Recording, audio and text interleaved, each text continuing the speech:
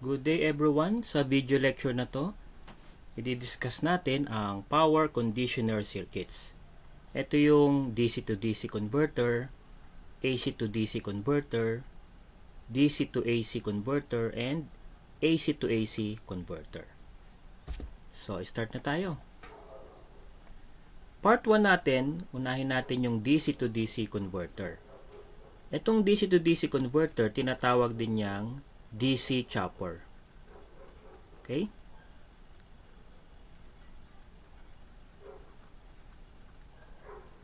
Okay. Ang basic construction ng circuit ng DC chopper ay series connection ng battery. Okay. Then, ng power electronic switch. So, symbol na lang ng switch muna ang ilalagay natin. And then, ang resistive load.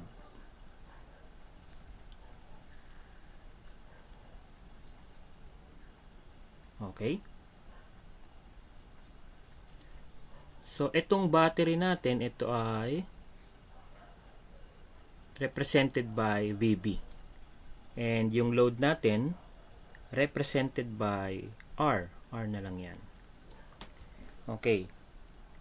Kung i-consider natin yung graph. Okay.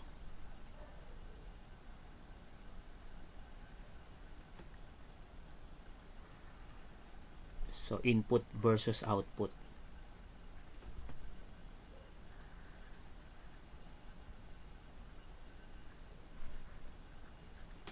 Yan.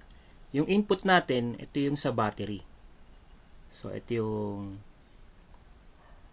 with respect to time, yan yung signal sa battery. Okay? Alright.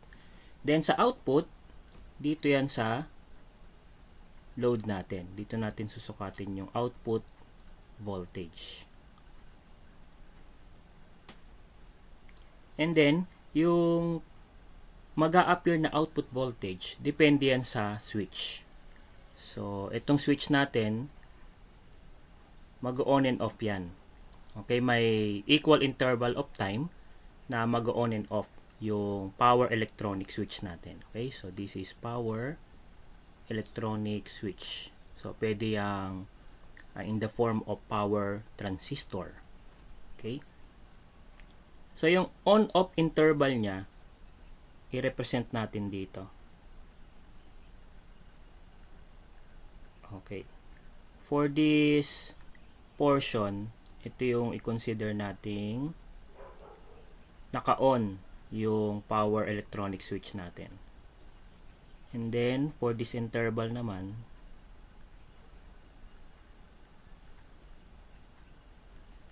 naka-off yung ating power electronic switch. Okay? So, between 0, time 0 and T on, ibig sabihin, yung switch natin, naka-close. Therefore, may dumadaloy na kuryente papuntang load resistor natin. Okay? So, yung puproduce nating graph or output, ganito. Okay? So, assuming no voltage drop doon sa ating power electronic switch, ang amplitude ng output natin for this interval correspond sa VB. And for the interval of T on to T off, itong portion natin dito, so yung switch naka-open. So kung naka-open ang power electronic switch, walang dadaloy na kuryente sa load. So ang mami-measure natin sa load resistor ay 0. Okay, so ito yung output graph natin for this circuit.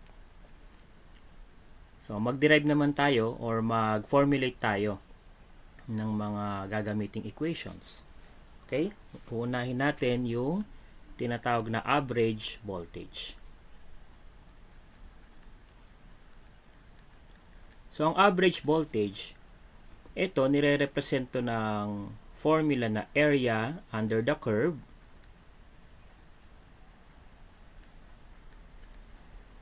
okay, over the period. Yan. Period of one cycle. So, dito sa graph natin, ang period nandito. Ito yung period. Yan. Period is represented by capital T. And then yung area, so ito naman ay rectangle lang. Itong shaded area natin sa output. Okay? So yung area natin represented by this shaded portion. Wherein ang amplitude or yung height niya ay VB. Then yung base niya pwedeng i-represent ng T-on. Diba? Divided by the period, ito ay capital T. So, itong area, edi side times side lang yan. Therefore, ang area ng square natin, VB times T-on. Again, itong T-on, ito yung time na naka-on or naka-close switch. Over T. Yan. And we all know, take note, meron tayong tinatawag na frequency. And this is simply the inverse of the period. Kaya ito, pwede nating marirate yan. Yun na yung ating V average formula. Okay, so meron ka pa ring VB times T-on times 1 over T, which is the frequency. So, this is the average formula for DC chopper. Okay? Ang isusunod natin yung RMS. So, para ma-represent naman natin yung RMS, magsisimula tayo sa average formula. So, copyin lang natin yung average formula. So, VB times T-on times the frequency. Okay? And then, susundan natin yung RMS niyan. Ito, process to na gagawin natin sa equation. So, magsisimula tayo sa S. S is, ang ibig sabihin niyan, square. Square the amplitude. So, ang amplitude dito sa formula, ito lang naman. VB. So, square natin yan. Then, yung M, ang ibig sabihin, mean or average. And since galing na to sa average formula, nagawa na natin tong M. R is square root. So, square root natin yung lahat. Hindi lang yung amplitude. Okay? So, simplify natin yan. Pwedeng ilabas yung VB square. So, VB na lang to. Then, square root of T-on times the frequency. So, ito naman yung gagamitin nating RMS formula. VRMS formula. Okay? Kung hahanapin naman ang average current, so ito ang gagamitin natin. Simple Ohm's law na lang. Okay? Average current is V average over the load resistance. Para naman sa RMS current, Ohm's law lang din. VRMS over load resistance. Okay? And then, kung ipapasolve naman ng output power, pareha lang din to sa load power at sa tinatawag na RMS power. So, pare-parehas lang yan. Okay? So, pwede natin gamitin yung IV formula ng power. So, RMS times V RMS. Okay? So, yan yung ating formula for DC to DC converter or DC chopper. Okay, mag-example number 1 naman tayo. So, under ng DC to DC chopper, marami ang variation. So, depende yan sa load, okay, na nag-i-exist doon sa circuit. So, consider muna natin itong tinatawag na DC to DC step-down choppers with resistive loads. Okay, so ito yung example. A DC to DC chopper operates from 48 volts battery, okay, into a resistive load of 24 ohms. The frequency of the chopper is set to 250 Hz. Determine the following: average load current, RMS load current, and load power. Then, for T on equals 1 milliseconds. Okay? So, unahin natin ang average load current. So, meron muna tayong isusolve na V average. Okay? So, from our previous slide discussion, V average is VB times T on times the frequency. Okay? VB or battery voltage is 48 volts. Then T on is 1 milliseconds. And then frequency is 250 Hz. Okay? So, isolve natin yan sa calculator. Ang lalabas dito, class, ay 12 volts. Okay? Then, ang first na hinahanap ay average load current. So, to solve for the average load current, Ohm's law na lang tayo. Okay? So, this is just V average over the load resistance. And this is equivalent to 12 volts over 24 ohms. So, meron tayong 0.5 amperes na sagot. Okay? Next is RMS load current. So, mag-start tayo sa VRMS. And this is VB square root of T on times the frequency. Okay, so this is 48 volts. Then square root of 1 milliseconds and times 250 Hz. Okay, solve nyo lang yan sa inyong mga calculator. Dapat yan ay 24 volts. And then solving for IRMS, this is just Ohm's law, VRMS over R. And this is 24 volts over 24 ohms. And this is equivalent to simply 1 ampere. So, ito yung IRMS. And then, to solve for the last requirement, load power is simply the RMS power. Okay, so gagamitin lang natin ang IV formula. Okay, IRMS, VRMS, and this is 1 ampere times 24 volts. So, our load power is equivalent to 24 watts. Okay, so yan ang ating example number 1. Example number 2 naman tayo. Ito yung DC to DC choppers with inductive loads. So, dito may application ng motor. So, yung motor, ito yung merong resistive and inductive load. Okay? Pero sa formula, hindi nyo na makikita yung inductance. So, dito sa figure, VA is the average supply voltage. And then, itong RF natin is the field winding resistance. And then yung Ra natin is the armature resistance.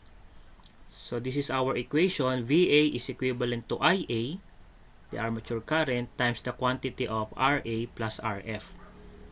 Okay, again, Ra is the armature resistance. Rf is the field winding resistance. Plus the counter EMF. Ito yung counter EMF na nade-develop sa motor. So E is also equivalent to K times IA and then angular velocity or speed. So K is the armature voltage constant. Then meron tayong formula ng torque. Torque equals K times IA squared. So ito pinapatandaan ko tong Ikyaw formula. And then ito namang torque, Tikya formula. Okay, so mag-solve tayo ng example under this topic.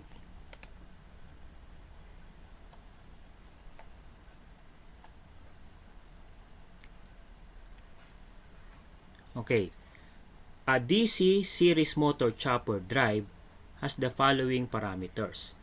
Battery voltage 96 volts, Ra plus Rf 0.1 ohms, kV, ito yung armature voltage constant, 10 millivolt per ampere radian second. Chopper frequency 125 Hz. Calculate the following. So first, calculate the armature speed with an average armature current of 100 amperes and chopper on time of 6 milliseconds. Then letter B, calculate the armature torque with an average armature current of 100 amperes and ganun pa rin yung chopper on time, 6 milliseconds. Okay? So, sisimulan natin ang pag-solve. Kunin muna natin yung VA.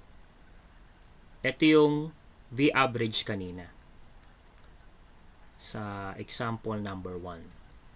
Okay, so ito yung battery voltage 96 multiplied by T on 6 milliseconds multiplied by the frequency 125 Hz. Okay? So ang masosolve natin sa VA 72 volts.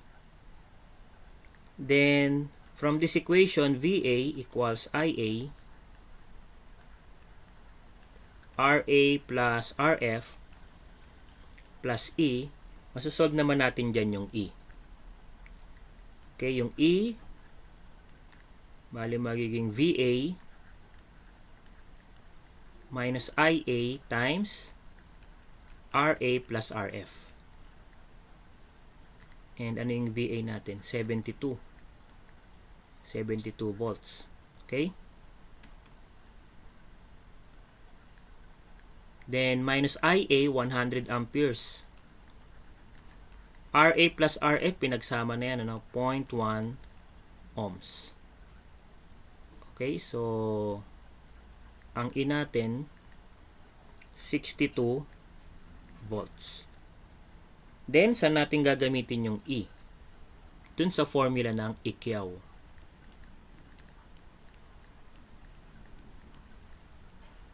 Okay, so kung meron tayong E, 62 volts, yung K naman natin ay 10 millivolts per ampere radian per second. Okay, and then IA natin 100, and then the armature speed. So, yung armature speed, magka-cancel to pala, no? So, yung amperes cancel. Yung volts cancel. So, ang armature speed natin is in radian per second. So, pag sinolve nyo, magiging ano yan, 62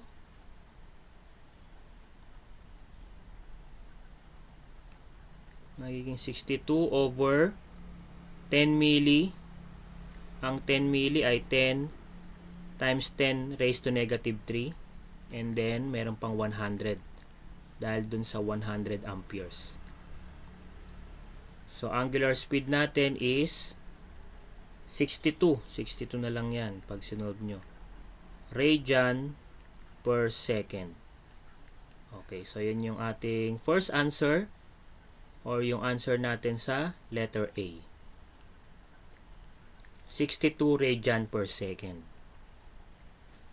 Then, to solve for letter B, yung torque, yung formula nating tikya. Tikya. Pero may square, ano? So, this is K. O, kahit yung numerical value na lang ilagay natin. K is 10 times 10 raised to negative 3 kasi nga 10 milli yung K natin dito. Multiplied by IA, which is 100 squared.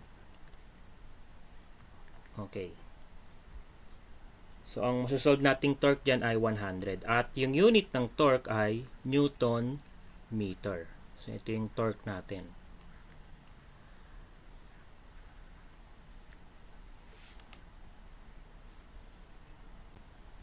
Example 3. This is under pa rin ng DC to DC.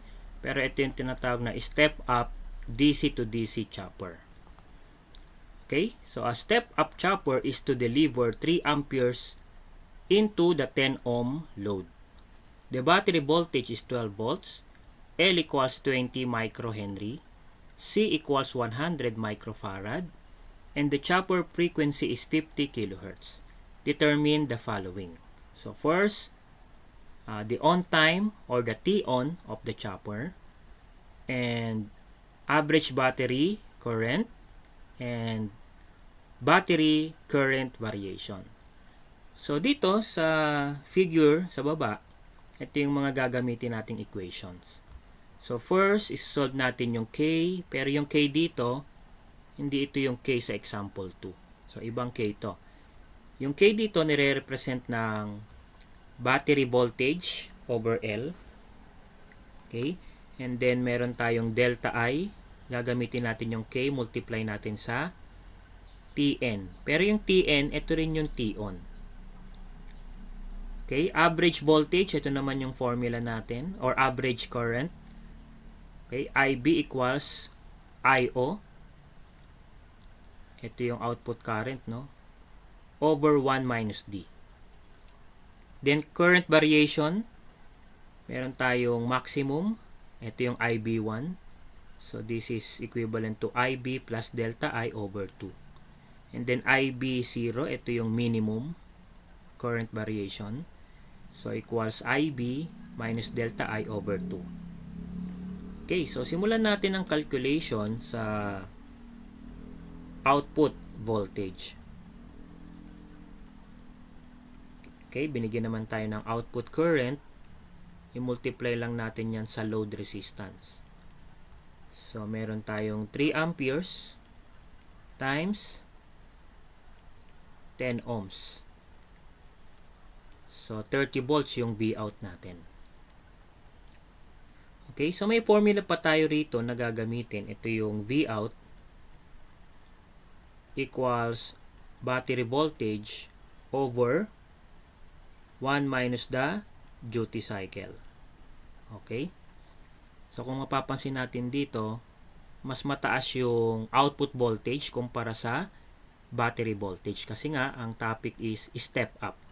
So, from battery voltage, tataas yung value with respect doon sa output voltage. So, V out is 30 volts. VB here is 12 volts. And then 1 minus the duty cycle. Okay? So, duty cycle, masasolve natin yan na 0.6.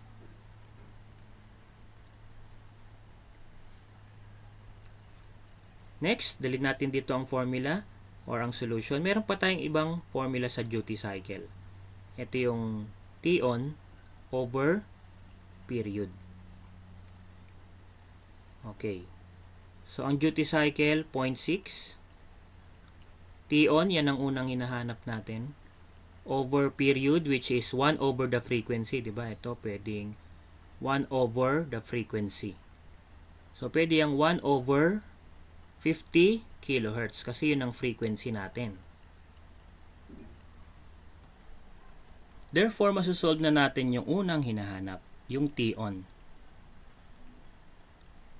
Okay, so magiging 0.6, cross-multiply lang natin to. 0.6 times 1 over 50 kilohertz. And this is 12 microseconds. Okay, so ito yung answer natin sa letter A. Next is, isolve natin ang K, or average muna. Ito, solve natin ang average battery current. So, this is IB equals I out, which is 3 amperes, over 1 minus the duty cycle. So, itong DI duty cycle, 0.6. Therefore, IB, ito yung 7.5 amperes. Okay? So, yan yung letter B. For letter C, mag-solve muna tayo ng K. Ito yung VB over L. So, this is 12 volts over 20 microhenry.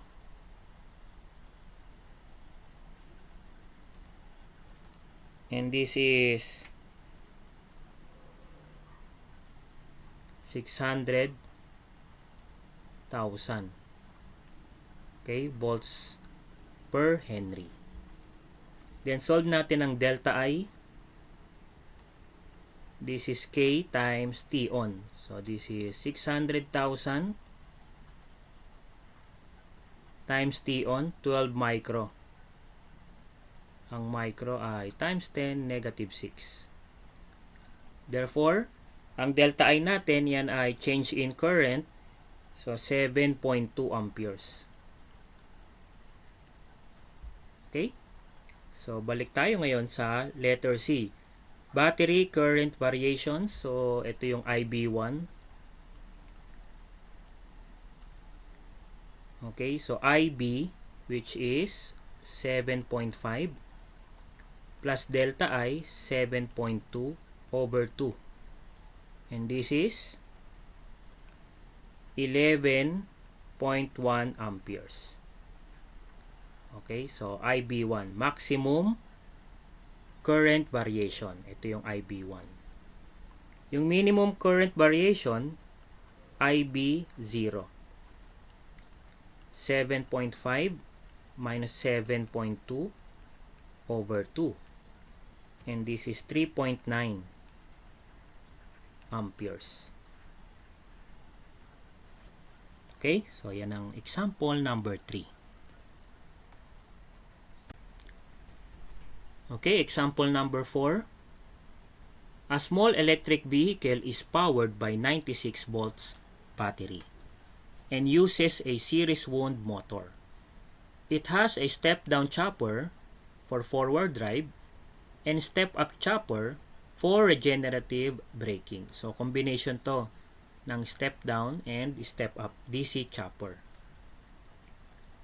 The total armature resistance is 0.1 ohms and the armature voltage constant is 10 milli. Okay, so 10 millivolt per ampere radian per second. Descending a hill in regeneration mode, the motor speed is 1,000 revolution per minute or 1,000 RPM. And the armature current is constant average value of 80 amperes. Calculate the duty cycle and the required and the available braking power.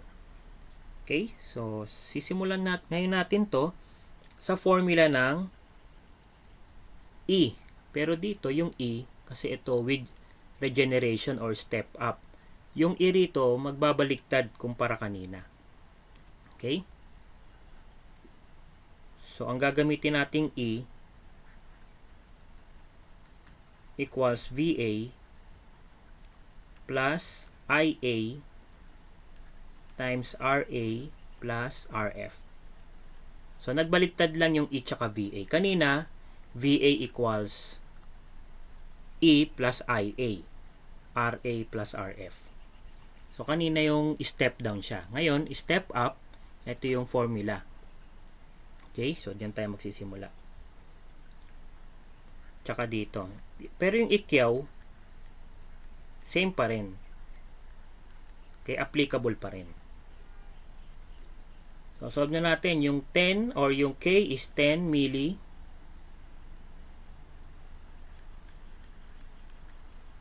Okay? Yung IA, 80 amperes. And then yung speed, para ang unit ng voltage natin or ng E natin ay volts, dapat yung speed naka radian per second. Okay, so i-convert natin. So yung 1,000 revolution per minute, para maging radian per second yan, i-multiply natin sa 2 pi over 60. Okay, so ito ngayon, masusunod natin yung unit na radian per second. So kasi kailangan yan, ano? Dahil itong constant K natin naka-radian per second. Dapat ito rin, radian per second. Okay? So again, yung K, involve yung unit na radian per second. Ito class. Ayan. So kailangan natin maging consistent sa unit para mag-arrive tayo sa unit ng E na volts. Okay, solve natin yan. Ang lalabas dyan sa calculator, 83.78 volts. So, approximately, ano na yan? 84 volts. Okay? Pero ang hinahanap natin, duty cycle. So, ano bang formula involved? Ito na lang. So, meron pa tayong gagamiting equation dito. Isosolve muna natin yung VA. Balik tayo dun sa first equation. Okay, rearranging the formula here. VA is E minus IA times RA plus RF. And this is 84 minus 80 times 0.1. Okay? Masasolve natin yung VA dito na 76 volts. Okay?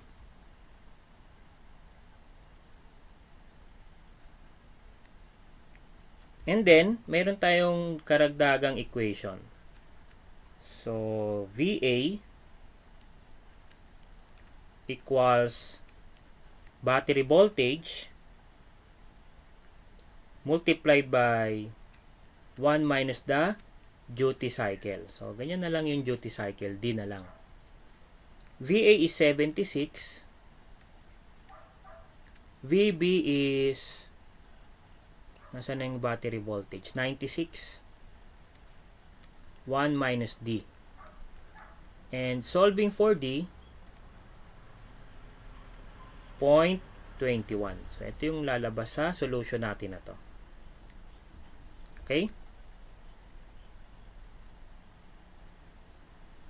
Then, next natin isa-solve yung breaking power. Itong breaking power na to,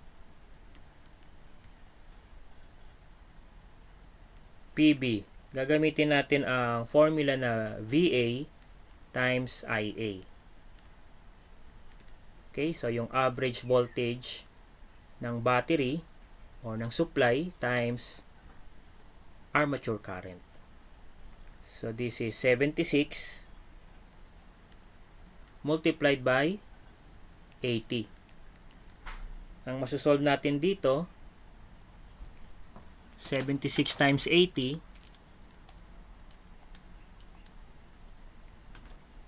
6.08 kilowatts. Okay, so yan ang masosolve natin. Now, pag-usapan natin yung answer nito doon sa reference book na pinanggalingan. So, yung answer nito, ayan. So, tingnan natin. Okay?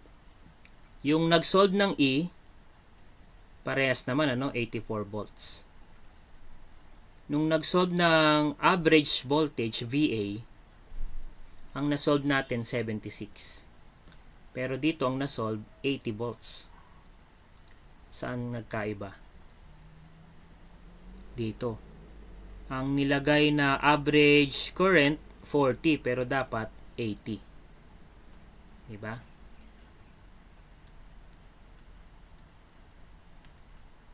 Ayan. Again, yung nag-solve ng E, 84, tama. Pero nag-solve ng VA, ang nalagay na current dito ay 40 instead of 80. So, doon nagkaiba. Okay? And then, syempre, yung 80 na yan, nagamit na dito sa solution ng duty cycle. Yung 80 na yun. Kaya ang duty cycle dito ay 0.17 sa reference book. And then, nung nag-solve ng PA, ang ginamit na VA is 80 pa rin instead na yung nasolve nating 76. Kaya ang nasolve niyang breaking power is 6.4 kilowatts. So, yun. Okay? Ayan, kinumpare ko lang yung sagot doon sa reference book and yung dapat na solutions. So, i-take note nyo na lang. Okay? Ang part 2 natin, AC to DC. So, for introduction, okay, so consider natin itong circuit. Okay. So, ang AC to DC, meaning ang input AC. So, ang pinaka-input niyan, AC. Yan. And then, ang magiging output, DC. Or, syempre sa simula, pulsating DC. Okay, ang simple series connection or ang simple circuit ng AC to DC, meron tayong AC supply, meron tayong load resistance, okay? At meron tayong power electronic switch. Etong power electronic switch na to, meron niyang gate terminal. And magsusupply tayo dyan ng triggering pulse. Etong T1, ibig sabihin, thyristor 1. So, pero minsan, yan ay in the form of SCR. Okay? Silicon Controlled Rectifier. So, consider this graph na pwedeng ma-generate dito sa circuit natin. Meron tayong input AC. Okay?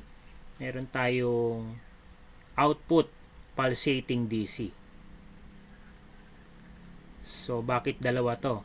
Actually, hindi lang dalawa to. Pwedeng marami yan. Maraming output variations. Kasi dito sa output, nag-i-introduce tayo ng tinatawag na firing delay angle. Okay? So, consider natin tong firing delay angle na to. Yung smaller firing delay angle. Okay. So, dito sa output, meron tayong ma-generate na graph dito. Ilagyan natin ng shaded. Okay, or lagyan natin ng shade para magkaroon tayo rito ng illustration. So, for one cycle, ang period na makukonsider natin dito, in terms of theta, ang period ng one cycle ay 2 pi radian. Okay? And then, yung kailangan natin dito yung area under the curve. So, ito yung area under the curve. Kaya maglalagay tayo dyan ng strip. Vertical strip ang mas useful na strip, vertical strip. Etong vertical strip na to, meron niyang amplitude na EM kasi sine wave yan, sine theta. Yan ang amplitude ng strip natin. And then yung width ng strip natin ay d theta. So therefore, kung kukunin mo yung area ng strip, yung height niya times yung width niya. Okay? So kasi kailangan yung area under the curve. So ngayon, i-represent na natin yung V average. Pero take note, itong nakikita nyong graph, para lang yan sa half wave. Half wave muna. Madali naman na yung full wave na tinatawag. Okay? So half wave ng AC to DC. Kunin natin ang V average muna. Again, ang formula natin ay area over period. Okay. So since yung area, gagamitan natin ng strip, papasok tayo sa idea ng integral calculus, yung pag-solve ng area under the curve. Okay, so this is the integral of the area of the strip. So yung height ng strip, EM sine theta. And then yung width ng strip, d theta. Okay, meron din niyang limits. So saan ba yung limits ng curve natin dito? This is from, ito kasi yung pinaka lower limit. Yan yung alpha. Alpha is the firing delay angle na tinatawag. And then yung upper limit nandito. Kalahati yan ng 2 pi. So this is pi. Over the period, ang period again ay 2 pi. Okay, so ito na yung equation natin para sa V average ng half wave. Okay? Next, para naman sa RMS, kokopyahin uli natin yung average. So this is the integral of EM sine theta d theta over 2 pi. Limits from alpha to pi. Okay? So gagawin uli natin yung RMS pero pabaliktad. S muna. Square of the amplitude. So ito yon. Square natin tong amplitude na to. Yung M, mean or average. Hindi na natin gagawin yan kasi nga galing yung formula sa average formula. And then yung R, square root. Diba? R is root or square root. So lahat yan, buong yan, i-square root natin. Okay? So ito naman yung equation para sa RMS. Okay. So ito para yan sa half wave. Meron din kasing tinatawag na full wave ang AC to DC. So kapag full wave naman,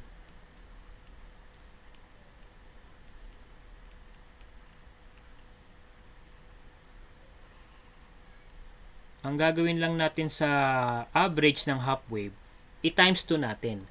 Yung times 2 dun sa may integral sign. So 2 times the integral of EM sine theta d theta over 2 pi. So may makikita tayong maka-cancel, no? Pwede nyo namang i-cancel yan. Okay? Ang limit pa rin, alpha to pi. So, ang idea dito is times 2 lang kapag full wave. Times 2 yung sa integral sign. So, kapag RMS, so meron kang square root, di ba? Ang ita-times 2 mo kasi yung sa integral part. So, i-rewrite na lang natin.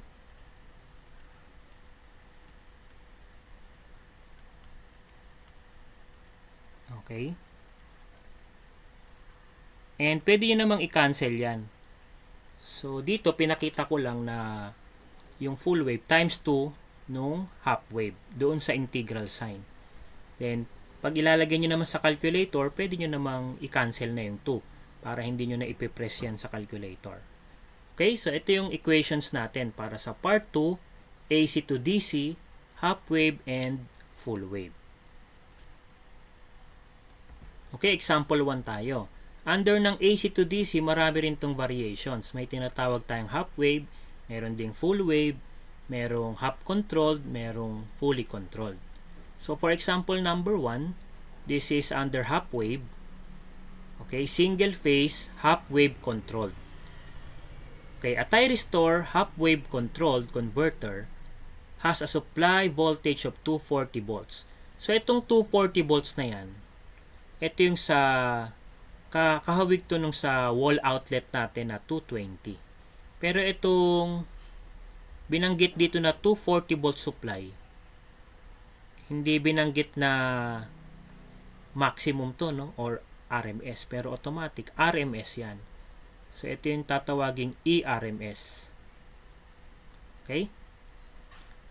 Pero ano ba relationship ng EM tsaka RMS?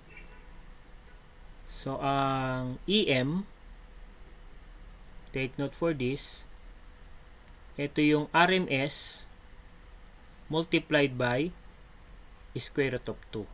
So tandaan natin yan. Frequency is 50 Hz and the load resistance of 100 ohms. The firing delay angle is 30 degrees. Calculate the following.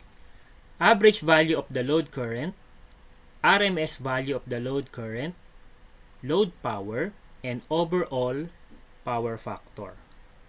So dito, since yung formula natin kanina ay naka-integral, then yung calculator naman natin ginagamit may integral, Caltech na lang yung gagamitin natin dito.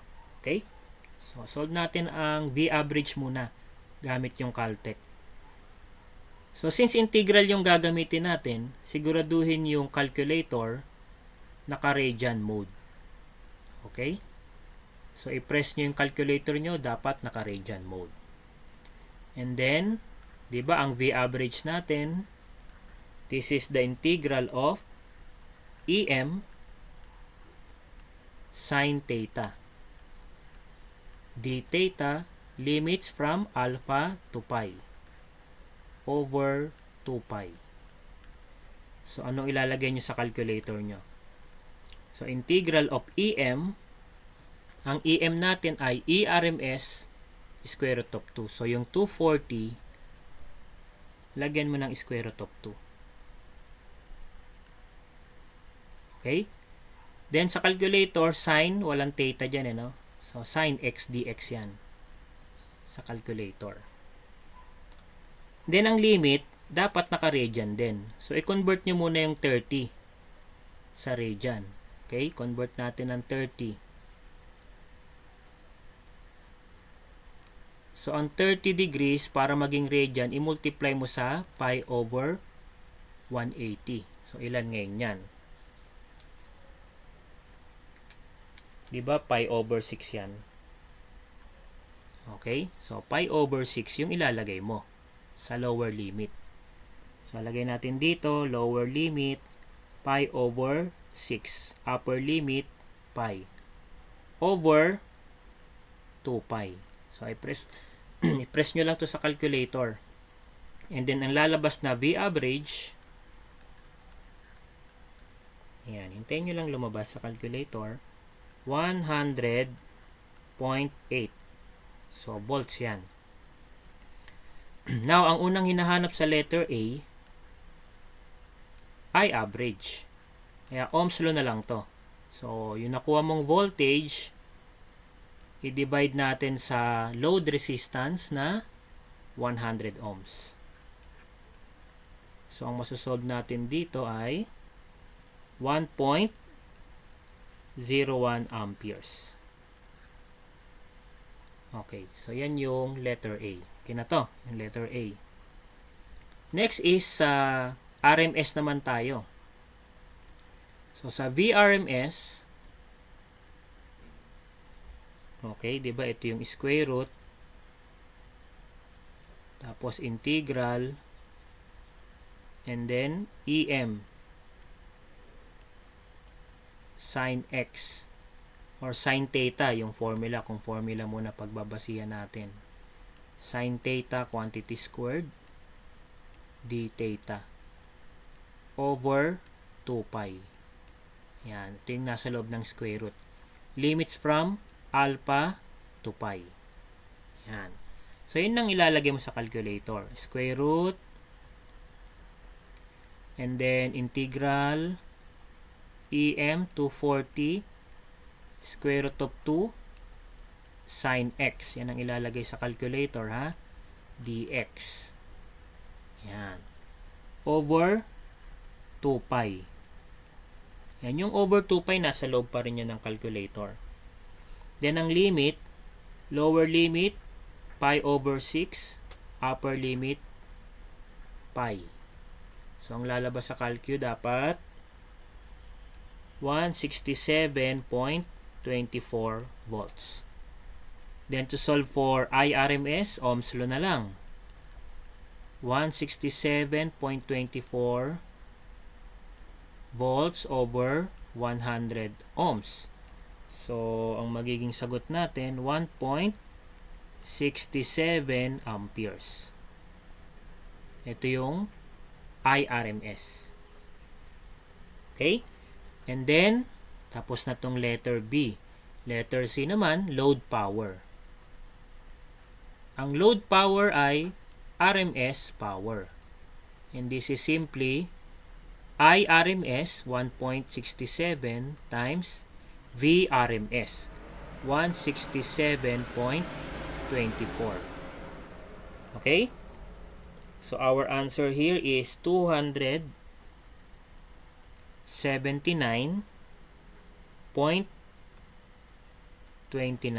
watts. So ito naman yung load power. Okay, letter C. And then yung overall power factor, ang formula natin dyan, power factor is the load power divided by ERMS times IRMS. So kung mapapansin nyo, ang ating power factor, walang mga subscript. So pag walang subscript, automatic yan in terms of RMS. Okay? So, substitution tayo. 279.29 para sa P over yung E 240 kasi naka-RMS yan. Yung I 1.67 RMS din. Kaya ang power factor natin dito 0.6968, yun ang lalabas sa calcu eh. 0.697. Yan, para 3 decimal places. Okay, so ito yung example number 1 under AC to DC. Okay, example number 2 under AC to DC. This is now a full wave, half controlled with resistive load. Okay, a full wave half controlled bridge has a supply voltage of 220 volts. Again, ito na naman yung ERMS. Yan, yung binanggit na 220 at 50 Hz. The firing angle, alpha or A, is 90 degrees. So again, convert natin tong alpha sa pi radian or sa radian. So simply, lalabas lang naman yan na pi over 2. Okay, solve for the following. So determine the values of average and RMS currents for resistive load of 100 ohms. Also determine the load power and power factor. So again, ito ay full wave. So simulan natin ngayon sa average. Okay? So sa average, idiretso ko na yung substitution. Gamitin ang calcu. So siguraduhin na naka-radian mode. So ang ilalagay sa calcu ay integral of 220 square root of 2 sin x dx. Okay? Over 2 pi. Pero since full wave to, times 2, kahit hindi nyo na pala ilagay itong 2 dahil maka-cancel na. Lower limit, pi over 2, dahil dito nga sa 90 degrees. Upper limit, yung pi palagi naman. So, ang masosolve natin dito, 99.03 volts. Pero syempre, ang hinahanap natin dyan, una yung I average. So, 99.03 divide natin sa resistance. 100 pa rin yung resistance. Kaya madali ito, ano? Usog lang ng decimal point. So, we have 0.99 kung 2 decimal places. Okay, ito yung I average. Para naman sa RMS, diretso ko na rin sa substitution. So, meron kang square root, yung integral mo times 2, and then yung over mo, 2 pi. Diba? So, cancel na tong 2 kahit wag nyo nang i-enter sa calculator. Ang ilalagay nyo na lang itong 220 square root of 2 sin x tapos quantity squared dx. Limit natin, lower limit, pi over 2 and then up to pi. Kaya lalabas dito, ayan, solve nyo lang sa calculator. Caltech ng matuturing natin yan. Okay? Kasi yung pag-solve nito sa pinanggalingang book, gumamit ng derived formula. In-evaluate muna yung integral sign and then yung na-derive yung formula, doon nagkaroon ng substitution. So tayo, ang ginamit natin yung sa naka-integral. Kaya Caltech nating matatawag to. Okay, ang RMS ay 155.56 volts. So, pag sinolve natin yung IRMS, okay, yung nakuha nating 155.56, i-divide natin sa 100 ohms.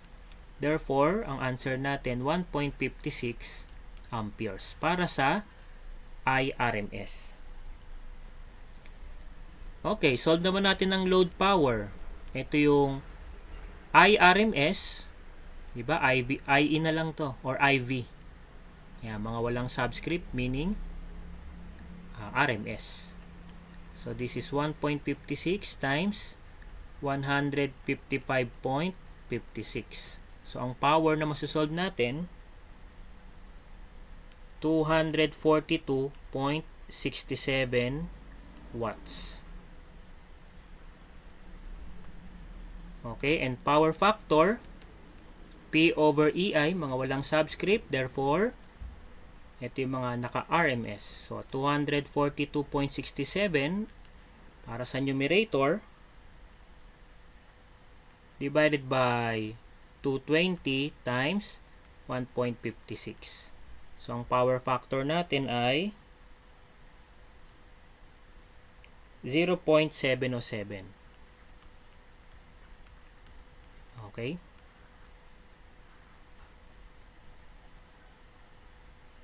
So, ayan. Example number 2. Okay, example number 3 is still under ng full wave, half-controlled bridge with highly inductive load. So, paano naman itong with highly inductive load? Okay? So, under this topic or type of AC to DC, yung I average ng with inductive load or with L, parehas lang yan sa solution kanina. Yung I average with resistive load. Pero, full wave. Okay? So, nasolve na natin itong I average with resistive load, full wave. Same example lang yan. Ginawa lang itong for highly inductive load. So, pares pa rin, ano? 220 volts, 50 Hz, firing angle 90 degrees. Gagawin natin yung pi radian, ano? Or radian, pi over 2. Then, yung load natin, 100 ohms. So, nasolve na natin yung average kanina. And ito yung 0.99 amperes. Okay? Pero ang hinahanap naman kasi dito, ayun din. Yung average and RMS. So, ayan. Box natin. Okay? Ito yung average current. Then, para naman sa RMS, ang formula dito sa RMS, ito yung gagamitin natin. Derived na.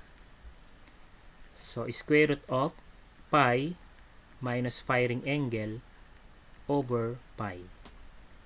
So, this is 0.99 square root of pi minus pi over 2 dahil yun ng alpha over pi. So, ang lalabas dito ay 0.7 amperes. Okay? And then, para naman isolve ang load power, so, pwede tayong gumamit ng I squared R formula. Okay. So, this is load power. So, kapag load power ang ginagamit ay RMS. Therefore, ang gagamitin natin dito ay 0.7 squared. And then, yung resistance, 100. So, ang sagot natin dito ay 49 watts. Okay? And then, para naman sa power factor, okay, so, P over EI ulit. P is 49 over E. E natin is 220. Then, I natin, IRMS is 0.7. So, masasolve natin dito, 0.32. Okay. Pero, doon sa pinanggalingang book, i-highlight ko lang yung sagot. I-compare lang natin.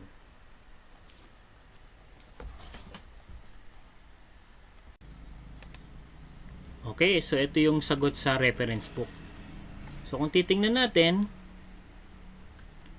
yung power, ang ginamit ay average, dapat RMS. So, instead na 0.7, dapat ang ginamit dito 0.99. Kaya ang magiging power niya ay 98 watts. So, yun. So, yun ang i-consider natin. Ang sagot natin, 49 watts kasi pag sinusolve ang load power, dapat naka-RMS. Pero dito, naka-average.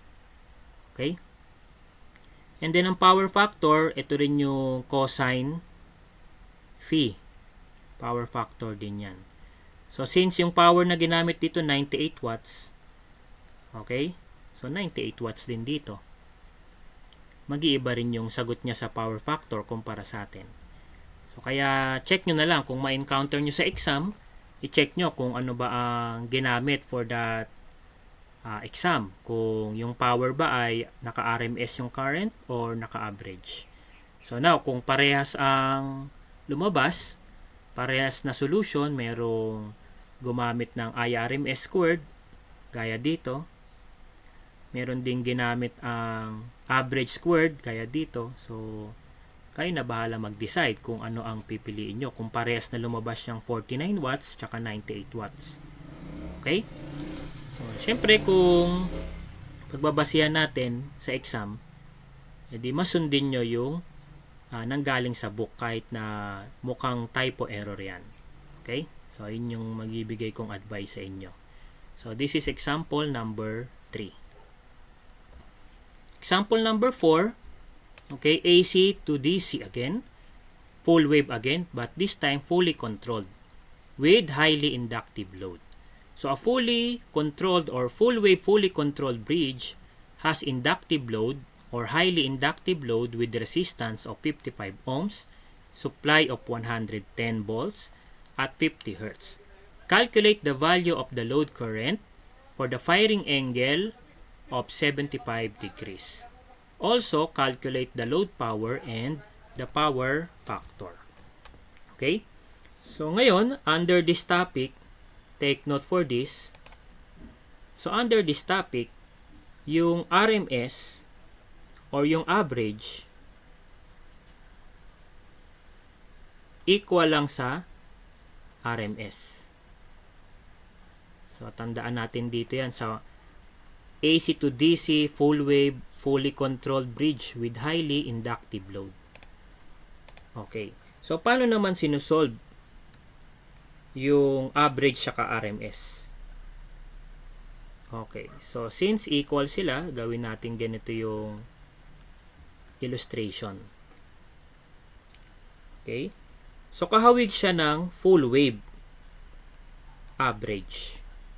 Diba? Ganito ang formula ng full wave average over 2 pi then times 2. Although maka-cancel yan. Okay? Parehas lang siya kanina ng average full wave. Ang pinagkaiba lang, syempre, dahil ito ay fully controlled at with highly inductive load, yung limits. Yung lower limit, parehas na alpha.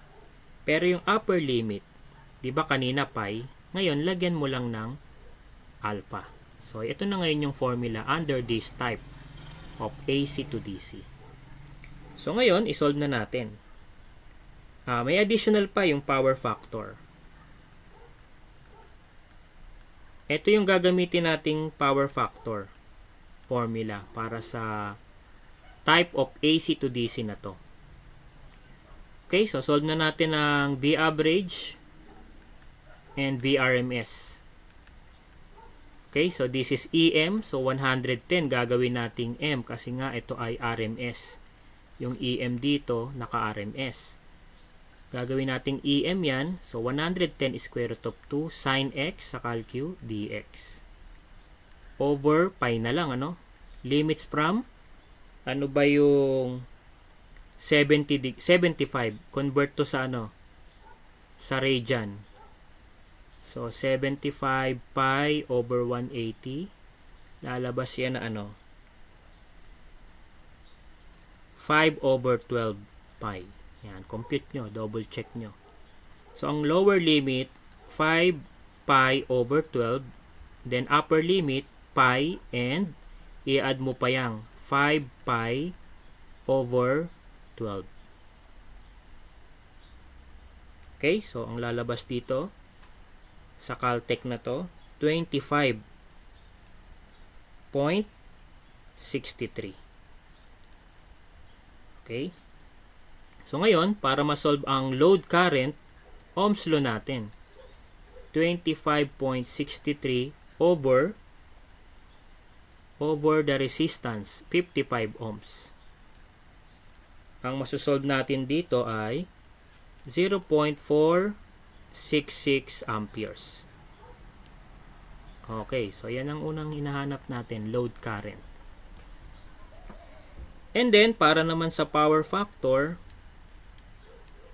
0.9 cosine 75 degrees. So, yun nga lang, babalik mo yung calculator mo sa degree mode kasi itong calcu or itong substitution natin naka-degrees. Or pwede rin naman, hindi mo na ilagay sa degree mode kung naka-radian mode ka. Ang ilalagay mo sa cosine, yung 5 pi over 12.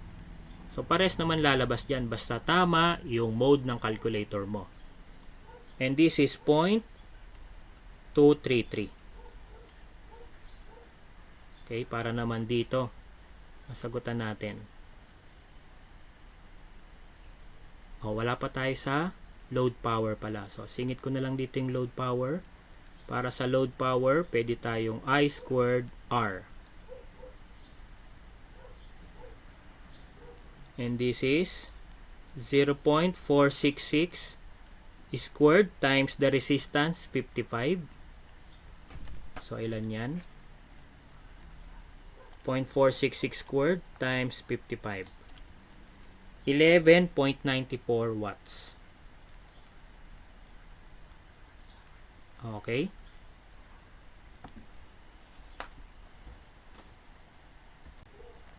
Okay, and then i-compare natin to sa answer sa reference book. So, ang answer niya sa reference book, yung I average, V average over R, ito yung ginamit niya. Okay? Tingnan natin. Tama naman, no? So, meron kang 25.6. Na-solve din natin yan. 25.63 pa nga eh. Over 55. So, tama naman, ano? Double check nyo rin sa calcu anong lalabas. 25.6 over 55. So, ang lalabas sa calcu ay 0.465 or siyempre, nag-round off na tayo, no? 465 sa calcu, pero 466 sa atin kanina. Pero sa kanya, mukhang napagbaligtad niya. Imbes na 466, naging 446. Or na-misencode, hindi na pagbaligtad. It should be 466, naging double tuloy yung 4. So, dyan pa lang may error na. Then, dinala niya sa pag-solve ng load power. Ayan o, load power. Tama yung formula kasi naka-RMS. Diba? Kapag load power, naka-RMS. Pero, since mali na yung 0.446 nag-typo error na ron, magiging error na rin tong load power. Okay? So, ito yung answer. Ito yung solution sa reference book nitong power conditioner circuit versus sa sagot natin na walang typo error. Okay? So, kayo na bahalang mag-analyze dyan. Just in case ma-encounter nyo sa exam. So, pag wala sa choices yung nakikita nyong tamang solution, isipin nyo na lang na nagkaroon ng typo error at ang tawag natin dyan during exam, troubleshooting. So, kayo na bahalang mag-edit ng solution mo para may mapalabas ka na sagot sa choices. Okay? So, ito yung example number 4, part 2. Okay, so ito na yung end of part 1 natin, which is DC to DC, and part 2, which is AC to DC. So, abangan nyo na lang yung part 3 and part 4 natin. So, thank you for watching this video lecture and good luck sa inyong mga exams.